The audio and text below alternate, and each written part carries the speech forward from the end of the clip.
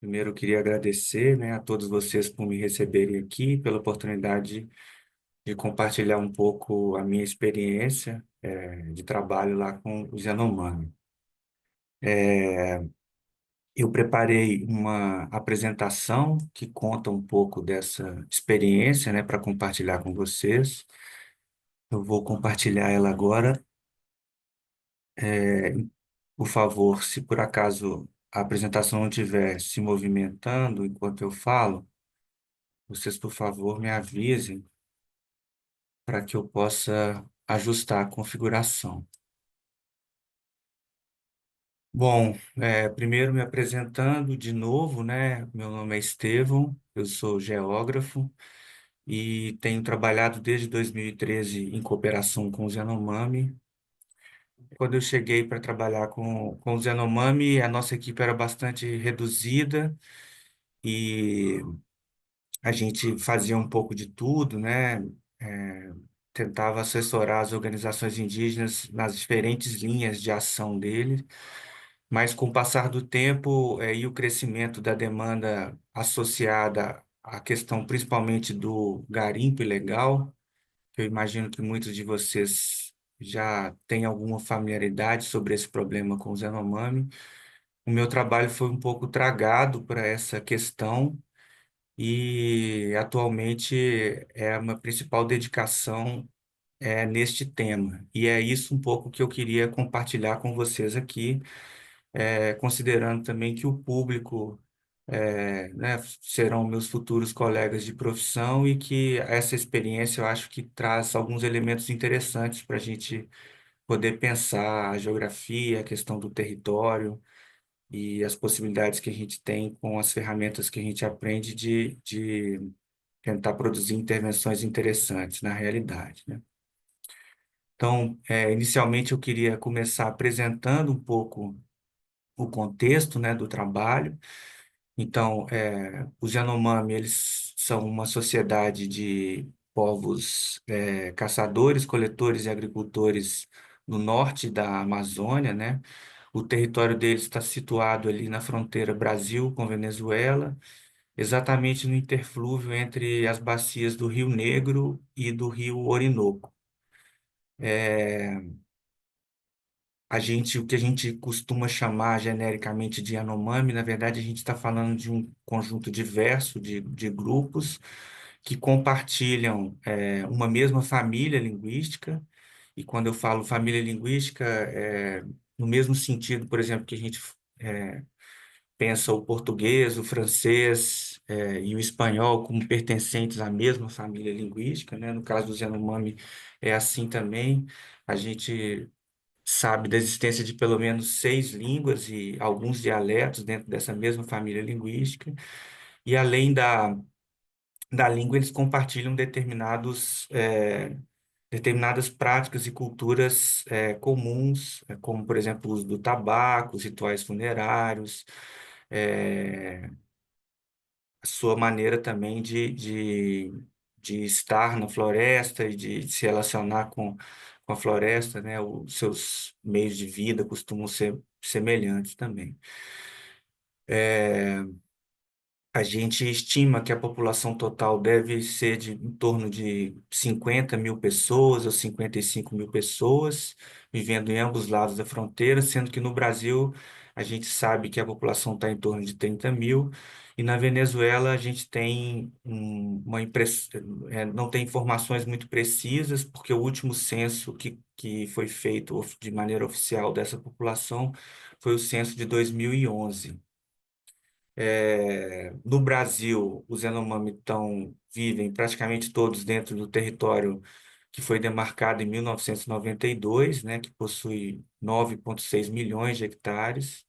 E na Venezuela, os territórios ainda não são reconhecidos oficialmente. Existem outras figuras de proteção, como, por exemplo, a Reserva da Biosfera, né, que incide no território Yanomami, mas existem propostas de autodemarcação que são mais de uma, né? E lá, boa parte dos Yanomami também vivem em territórios compartilhados com um povo de uma família linguística diferente, que é o povo Iacuana. No caso do Brasil, né, que é o povo com quem eu trabalho, que compartilha uma história mais ou menos semelhante com a da Venezuela, mas aqui eu vou trazer muito mais o caso do brasileiro, né? Os primeiros contatos com a sociedade envolvente, eles foram contatos relativamente recentes, né? Porque por estarem situados nessa zona do interflúvio Orinoco, Rio Negro, que é uma zona onde você tem rios muito encachoeirados, com um relevo muito movimentado, né, no Planalto das Guianas, era uma zona praticamente inacessível até o século XIX. Então, os primeiros contatos foram contatos muito iniciais com missionários, caçadores, de pele, extrativistas. Final do século XIX, início do século XX, e os primeiros contatos mais perenes assim foram se dar só depois da década de 50, né, com os missionários, depois com alguns postos indigenistas, mas a coisa se mudou muito de figura foi durante o período militar, né, depois da ditadura militar de 64. Os militares tinham uma visão da Amazônia de que era uma região que precisava ser integrada ao restante do território nacional, e na visão deles essa integração ela passava pela construção de infraestrutura, principalmente infraestrutura viária, e também de projetos de colonização, porque a região da Amazônia era toda vista como uma espécie de deserto verde, no sentido de ausência de pessoas vivendo ali. Então foram elaborados diferentes traçados de rodovias, e um desse, o da BR-210, né, conhecido também como Perimetral Norte, ela cortava o território Yanomami. Então, para determinados grupos Yanomami, o primeiro contato foi um contato com os trabalhadores da Camargo Correia, que era uma construtora na época, e foi um contato muito traumático, né, que a partir disso, uma série de doenças chegou e se abateu sobre o território Yanomami, porque como eles viviam em um relativo grau de isolamento, esse contato significou uma espécie de bomba atômica biológica no território Yanomami, né? Somado a esse processo da ocupação com a abertura das estradas, o governo militar também desenvolveu um projeto grande na época de mapeamento da Amazônia, né, dos recursos naturais da Amazônia, e foi identificado nessa zona, que é uma zona de relevo bastante movimentado, a ocorrência de minerais com potencial econômico. E seguindo, então, a queda da produtividade de garimpos, como, por exemplo, Serra Pelada e de outros garimpos no Mato Grosso, houve uma espécie de incentivo para a ocupação desse território, né, para a exploração mineral, principalmente a exploração mineral, no formato do garimpo. E isso está associado também a um aumento no preço do ouro recorde, né, na década de 80, que impulsionou, né, um movimento migratório para uma corrida de ouro na Amazônia como um todo, e que atingiu a terra Yanomami principalmente a partir de 1987. E aí, vocês podem imaginar que muitas dessas populações não tinham nenhuma experiência de contato ainda com a sociedade envolvente, né? E, de repente, passaram a ter um contato muito abrupto, com pessoas que estavam, muitas vezes, com infecções respiratórias, que levaram malária, etc., e que levou a uma situação de uma grave crise sanitária do território Yanomami. A estimativa é que mais ou menos 20% da população Yanomami de Roraima tenha falecido, mas naquela época, como não se tinha o controle da população, é uma estimativa bem impressionista, né? O que se sabe é que as cenas parecidas com o que a gente foi verificar agora aconteceram já também naquele período, em decorrente dessa primeira invasão do território. E essa crise também teve um efeito depois, né, da divulgação dessa situação de crise humanitária no território Yanomami, que foi a demarcação do território em 1992. Aqui eu trouxe para vocês um gráfico que é retirado do Map Biomas, que é uma plataforma que faz um mapeamento do uso e cobertura do solo no Brasil, e na Amazônia também está expandindo para outros países, a partir dos dados do Landsat. Então ele consegue ter informações desde 1985 até os anos de hoje e comparar o que aconteceu nesse pixel de 30 em 30 metros, o que aconteceu naquela área ali. E isso é a área impactada pelo garimpo, né? Então, a gente pode ver ali um primeiro ciclo de expansão, principalmente a partir de 87, né? Depois, com a demarcação, você teve todo um processo de retirada dos garimpeiros, uma estabilização da situação e depois uma outra explosão mais recente, né? Principalmente a partir de 2017. E esse é o período que eu vou concentrar a minha fala aqui, agora, né, discutir um pouco também as razões que levaram a esse processo e um pouco como que as organizações indígenas precisaram reagir, como que esse trabalho que a gente desenvolveu para tentar lidar com essa situação. O que eu acho interessante nesse gráfico também é que ele mostra tanto essa situação desses dois momentos, mas também esse período de estabilidade, de relativa estabilidade no território Yanomami, que foi um período muito importante para ter uma espécie de recuperação demográfica, para se instalar serviços de assistência à saúde, que conseguiram zerar casos de malária, diminuir bastante a mortalidade infantil.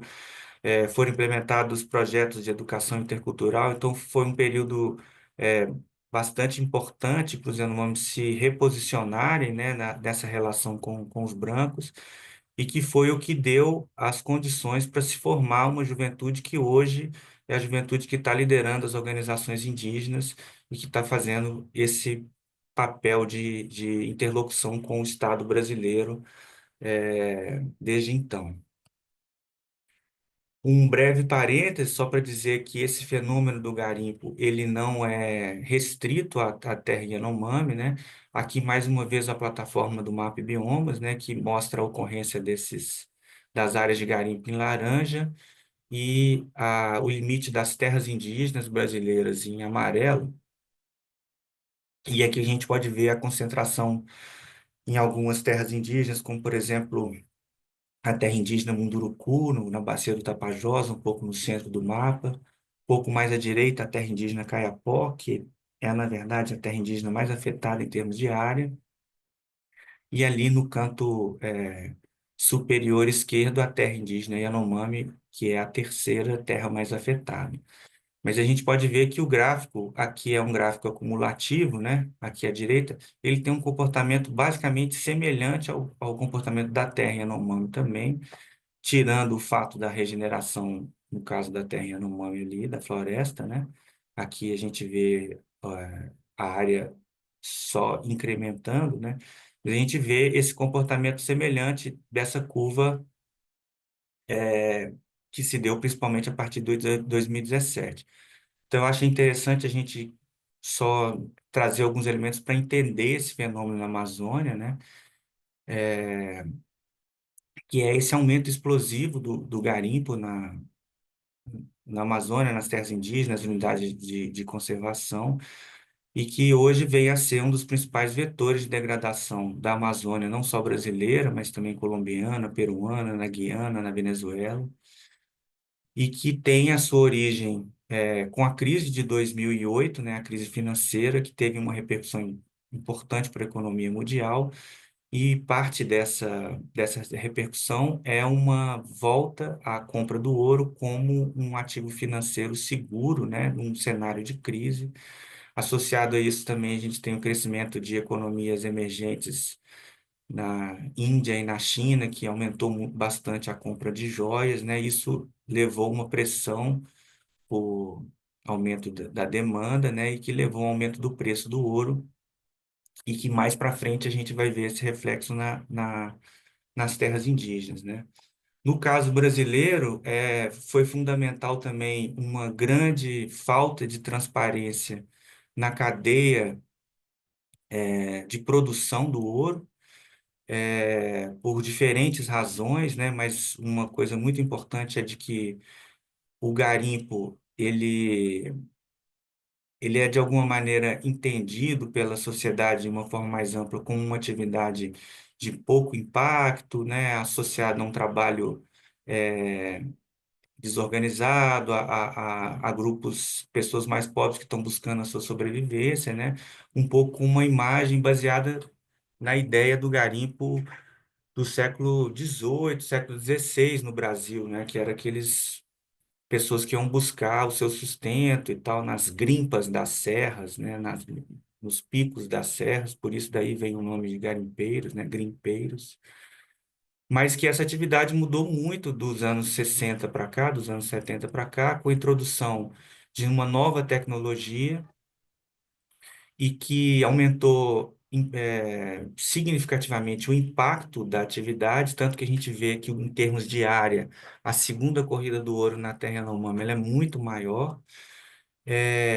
Mas não só a questão do impacto ambiental em termos de área, mas também mudou a organização social do garimpo, porque à medida que você tem equipamentos mais caros, você precisa de ter um capital maior para investir no garimpo, e aí isso foi formando, então, grupos uma espécie de divisão entre as pessoas que trabalham no garimpo e as pessoas que investem no garimpo, que são os donos de maquinário, que foram se tornando grupos cada vez mais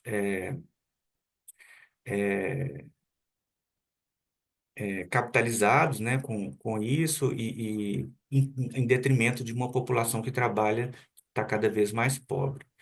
E é exatamente essa falta de transparência e esse grande potencial de ganhar dinheiro que o garimpo gera hoje, por ter uma legislação totalmente inadequada à sua atual configuração tecnológica e organizacional, social, etc., que atraiu também o crime organizado para essa atividade como uma oportunidade de lavagem de dinheiro.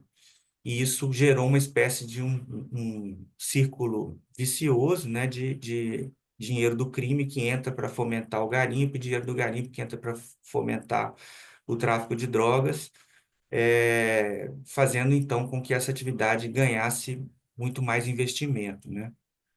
Isso, obviamente, também se reflete no fortalecimento do lobby, né? E hoje em dia a gente tem é, representantes políticos que defendem essa atividade e que têm um peso político importante por causa da, das condições econômicas que eles conseguiram alcançar com isso, né? E que interferem também para manter essa legislação frágil. Associado a isso, desde 2016, quando a gente teve o golpe parlamentar aqui no Brasil também, a entrada do presidente Temer, você teve uma redução de investimentos nos órgãos de proteção ambiental, e isso levou a uma diminuição de fiscalização também de crimes ambientais, o que levou também uma espécie de estímulo para isso. Uma crise econômica, né, que também o Brasil entrou nesse período de recessão, e essa pobreza também atrai, porque você cria essa espécie de massa de pessoas disponíveis para essa atividade, chamadas para essa atividade que tem essa promessa de enriquecimento rápido, e justamente com uma postura do antigo presidente, de uma postura pró-garimpo, que ainda que ele não conseguiu alterar a legislação para, por exemplo, autorizar isso nos territórios indígenas, essa posição criava uma espécie de corrida pela expectativa da regularização da atividade.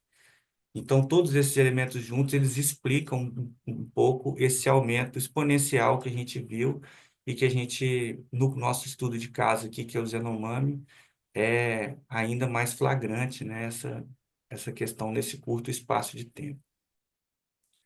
Bom, então voltando ao Yanomami, quando eu cheguei para trabalhar, eu cheguei por volta de 2013 e desde 2010, né, lembrando da crise de 2008, os Yanomami começaram a perceber uma movimentação estranha, né, no território, voltando alguns grupos, algumas tentativas de alguns grupos de invasores e começaram a gerar as suas denúncias para os órgãos públicos, né? Naquele momento, a Rutucara, que é a principal associação Yanomami, já desempenhava um pouco esse papel de porta-voz das comunidades, né? Só que quando eu cheguei em 2013, ele tinha uma situação um pouco insólita, que essas denúncias que eram levadas pela Rutucara das comunidades, elas não eram tratadas de uma maneira muito séria pelos órgãos de fiscalização, ao ponto que o Davi, que era o presidente da associação, teve uma investigação aberta contra ele por suposta calúnia contra a polícia e tal.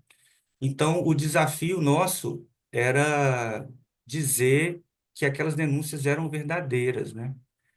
Então, boa parte do meu trabalho, a partir de 2013, foi tentar ajudar as comunidades a dar materialidade para essas denúncias e para mudar a chave, né, da percepção dos órgãos públicos em relação a essa denúncia e também proteger essas comunidades, né, além da gente, obviamente, dar o suporte jurídico para as lideranças que estavam fazendo essa denúncia.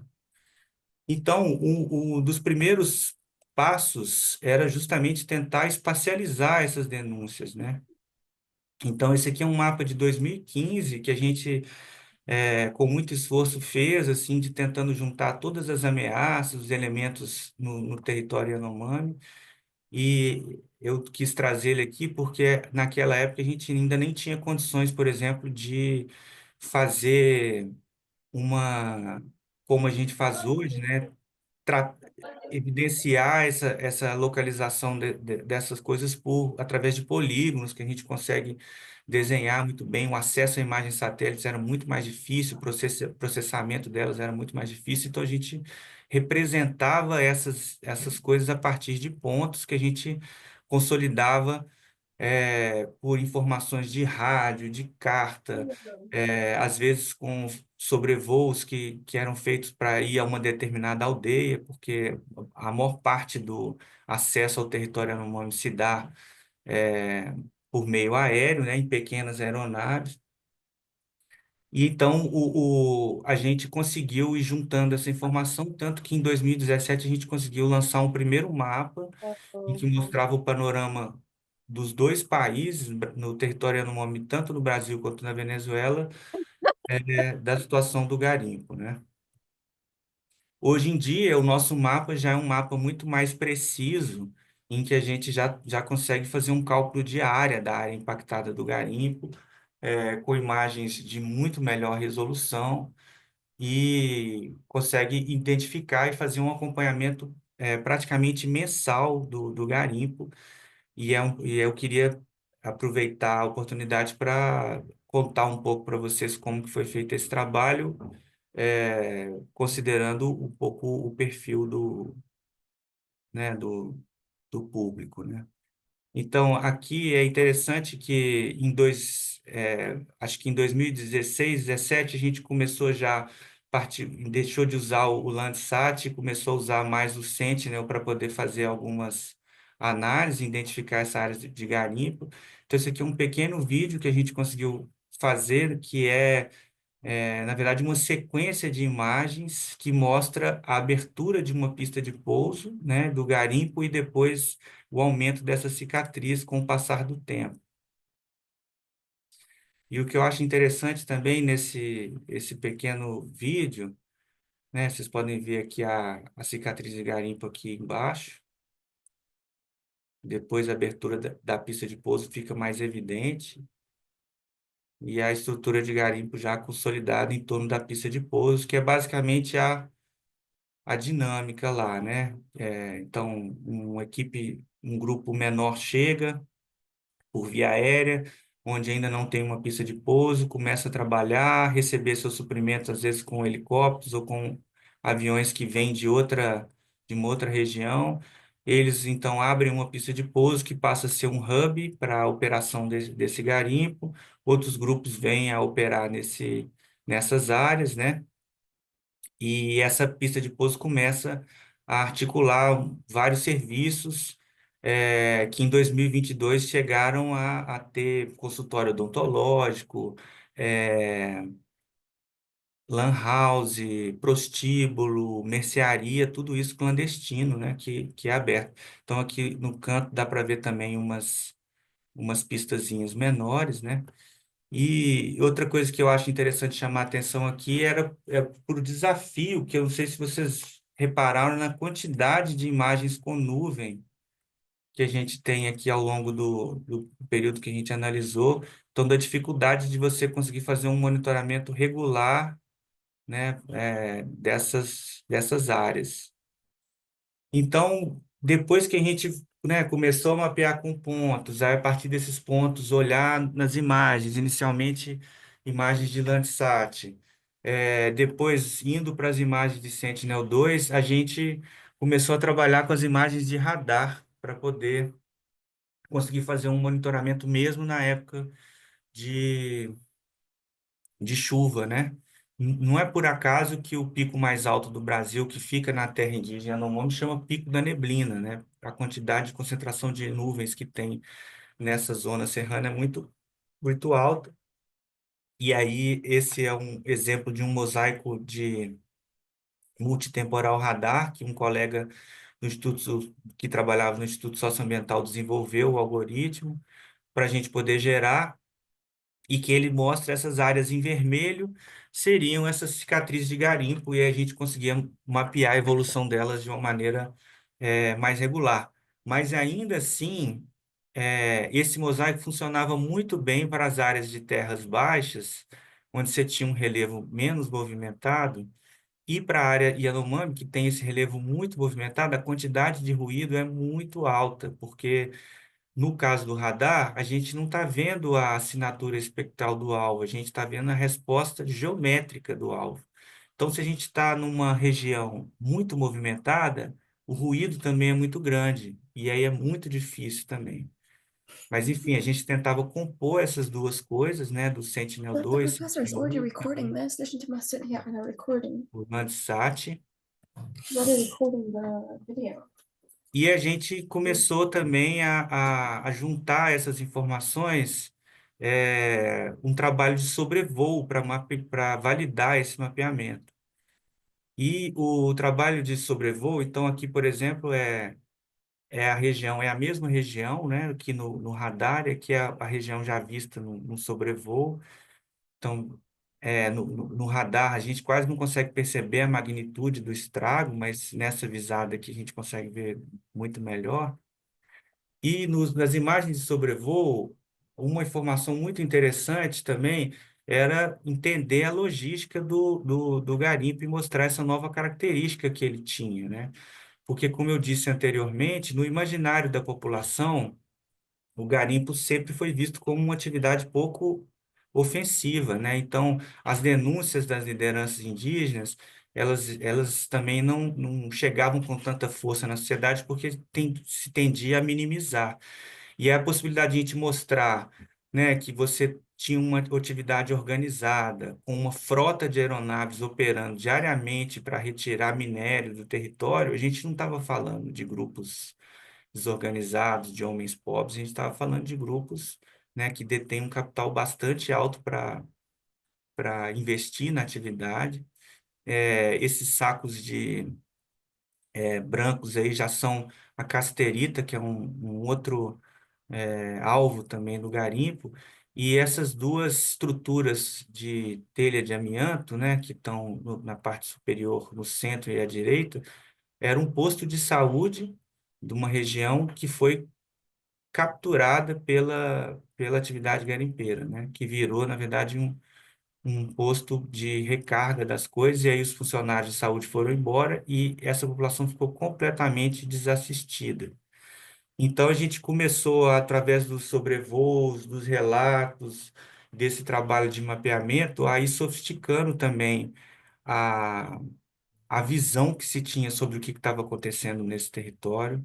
e a gente começou a produzir relatórios que mesclavam a informação não só o avanço né, o crescimento em termos de área, mas também qual era a característica dessa atividade, como ela funcionava, é, quais eram os reais impactos dela, e cada vez mais a gente começou a tentar trazer né, a voz das comunidades nesse processo. Então, aqui é uma outra foto também mostrando um dos portos de acesso clandestino que a gente registrou no sobrevoo, para vocês verem a quantidade de combustível que tinha envolvida na atividade, que era transportada diariamente, por exemplo.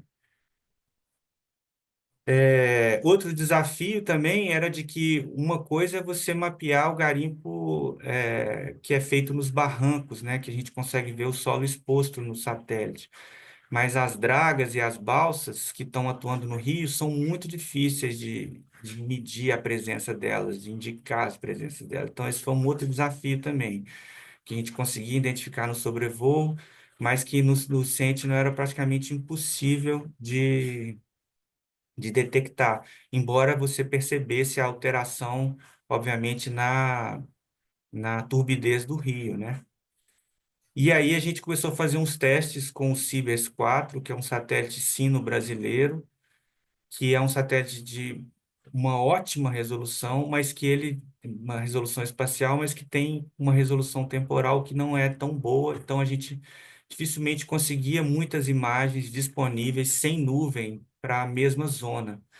Então a gente tinha, às vezes, conseguia identificar a presença de algumas balsas, então a gente conseguia ver a zona onde elas atuavam, mas não conseguia ter uma mensuração muito regular da atividade dessas balsas, por exemplo. Aqui é uma outra imagem Cibers mostrando um acampamento, e esse mesmo acampamento visto também do sobrevoo, né?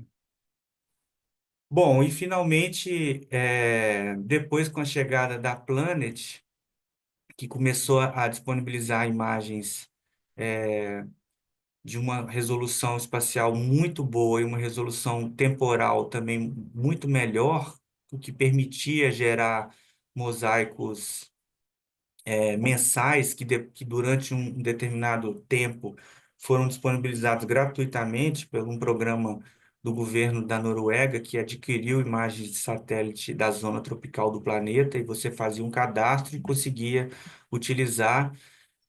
Foi possível fazer um mapeamento muito mais fino disso. Então, nessa parte do monitoramento remoto, a gente teve um salto tecnológico nos últimos anos que foi impressionante.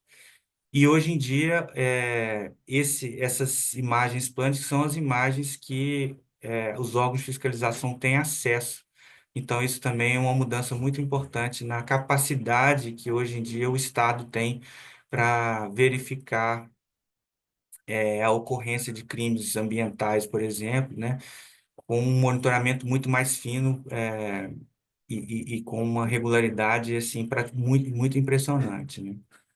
Infelizmente o programa não está mais disponível, esses mosaicos não estão mais disponíveis de maneira gratuita, então a gente vai ter que voltar e reconfigurar a organização dessa parte do monitoramento remoto. Home report. Então, a nossa estratégia ao longo dos anos, né, com esse entendimento de que a gente precisava revelar essa situação do garimpo e dar materialidade para essas denúncias, ela se baseou, então, nesse mapeamento regular, com esses diferentes conjuntos de sensores, né, remotos, com esses sobrevoos. E também umas coisas que foram fundamentais que têm a ver com a gente cruzar informações epidemiológicas, dados demográficos, reportagens que saíam isso, para poder informar melhor a história do que estava acontecendo naquele território. E aí uma coisa que eu acho que vale a pena compartilhar é que normalmente os órgãos de fiscalização, eles têm pessoas que trabalham neles, né, que têm uma alta rotatividade. Então, uma coisa que a gente percebeu é que não bastava você produzir denúncias de maneira fragmentada e não mostrar elas de uma forma concatenada, porque muitas vezes o órgão público perdia a memória sobre o que estava acontecendo naquele território.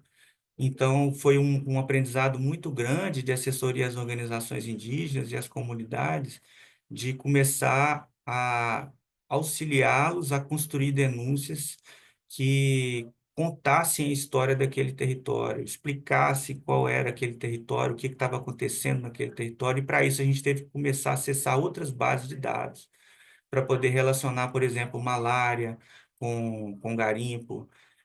A gente também fez parcerias com instituições de pesquisa para mostrar a questão da contaminação do mercúrio. É, e aí as denúncias começaram a ganhar uma potência muito maior, que, por mais que o governo anterior tenha sido muito refratário a fazer qualquer coisa, né, tinha uma postura negacionista em relação ao problema, alguns avanços foram possíveis no nível judicial justamente pela robustez do material que a gente conseguiu produzir.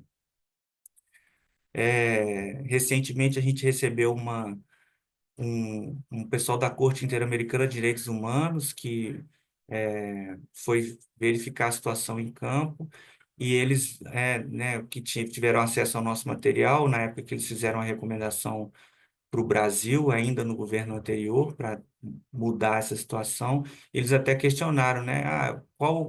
Quais universidades dão suporte para vocês para produzir esses materiais que vocês estão produzindo? E eu entendi isso como uma espécie de elogio à qualidade e ao rigor que a gente estava desenvolvendo, né, no nosso trabalho. Então, eu trouxe para vocês aqui um link de um relatório que a gente produziu, que teve um impacto muito importante, que chama Yanomami Under Attack, e propostas para combater o garimpo, né? E que foi um documento muito importante para subsidiar a atuação do novo governo, que depois que, quando assumiu, deu maior visibilidade ao problema, reconheceu o problema e começou a agir para tentar neutralizar, né? E o que eu gostaria de destacar também, que eu acho que é a coisa mais interessante desse material, é um trabalho que a gente desenvolveu paralelamente a esse processo de mapeamento regular, realização de sobrevoos, organização de informações territoriais, que foi a construção de uma rede de pesquisadores indígenas para produzirem uma autoetnografia do impacto do garimpo nas suas comunidades. Então, recentemente, a gente até lançou um livro que chama Diários Yanomami, que compila textos desses pesquisadores, e foi uma experiência muito interessante, porque a gente aproveitou é, esses indígenas que já tinham sido formados nos processos anteriores, naquele período de estabilidade no território, então pessoas que sabiam ler e escrever. A gente convidou eles para produzir pesquisas dentro desse guarda-chuva que era a crise sanitária e política, né, que o garimpo produzia. Então, a primeira oficina, cada pesquisador ele apresentou qual era o seu interesse de pesquisa. Então, a Darissa, que é essa moça que está na foto, ela, por exemplo, queria escutar a percepção das mulheres sobre o problema do garimpo. E aí a gente discutiu com ela como que ela faria isso. Chegamos à proposta dela realizar entrevistas, escutar depoimentos, que também é um traço cultural dos Yanomami, que são as falas noturnas, em que ela registrou, que ela gravou e depois ela transcreveu essas falas e traduziu. Teve outros que queriam entender a percepção dos jovens, um que estava interessado em saber as origens da desnutrição, e que parte desse material, primeiro, foi utilizado naquele relatório que eu citei antes, né, que é um relatório mais técnico, e que tinha essa dupla função, que era uma função de dar visibilidade ao problema, ao mesmo tempo de apresentar propostas para a intervenção do Estado, e que depois a gente compilou o material na íntegra nesse Diário Yanomami, que é um livro bilíngue e que traz essa perspectiva deles sobre o garimpo, que foi que levou esse resultado muito bom, né? Então, esse relatório que eu estava citando, esse aí é uma visita do presidente Lula a Roraima, logo em janeiro de 2023, logo quando ele assumiu o mandato.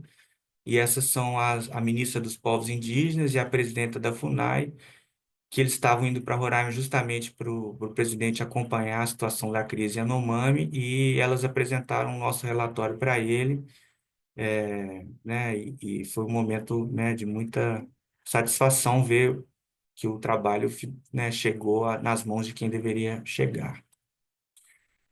Bom, mas infelizmente a coisa não para por aí e a gente continua tendo que criar outras ferramentas para poder tentar auxiliar nesse processo de contorno da crise sanitária que foi instalada pelo avanço do garimpo, para além de monitorá-lo e dar visibilidade, porque a gente conseguiu com que essa crise fosse reconhecida nacionalmente, conseguiu que tivesse uma mudança de postura do governo em relação a isso, mas a crise está instalada e isso pode ser verificado em através de vários indicadores. Um deles é o indicador de malária. Então, esse gráfico aqui, por exemplo, mostra a área do garimpo, né, que está em verde, que tem esse crescimento exponencial.